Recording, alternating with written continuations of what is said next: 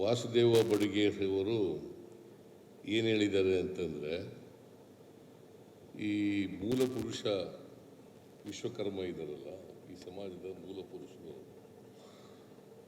ಅದನ್ನು ಅಧ್ಯಯನ ಒಂದು ಪೀಠ ಮಾಡಬೇಕು ಅಂತ ಹೇಳಿದ್ದಾರೆ. ಮಾಡೋಣ, ಪೀಠ ಮಾಡೋಣ, ಅದನ್ನೇ ಹೇಳ್ತೀವಿ.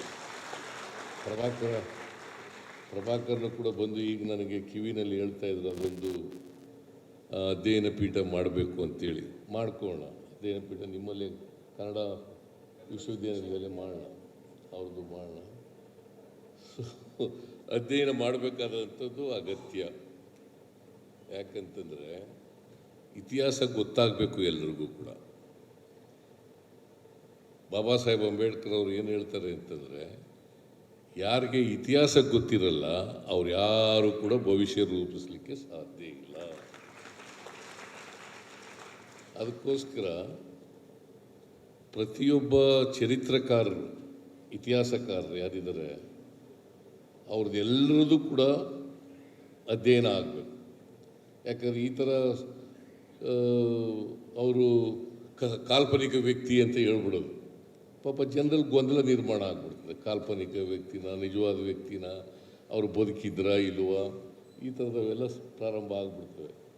ಅದಕ್ಕೋಸ್ಕರ ಒಂದು ಅಧ್ಯಯನ ಪೀಠ ಆಗಬೇಕು ಅಂತ ಹೇಳಿದ್ದಾರೆ. ನಾನು ಅಧ್ಯಯನ ಪೀಠ ಮಾಡೋಣ.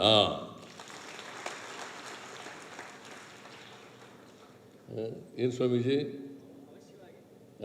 ನಾನೀಗ ಹೇಳಿದ್ರು, ನಾನು ವಿಶ್ವಕರ್ಮ ಅಭಿವೃದ್ಧಿ ನಿಗಮವನ್ನು ನಾನೇ ಮಾಡಿದ್ದೆ. ಹಿಂದೆ ಸರ್ಕಾರ ಇದ್ದಾಗ, ಮುಖ್ಯಮಂತ್ರಿ ಆಗಿರುವಾಗ ಮಾಡಿದ್ದೆ.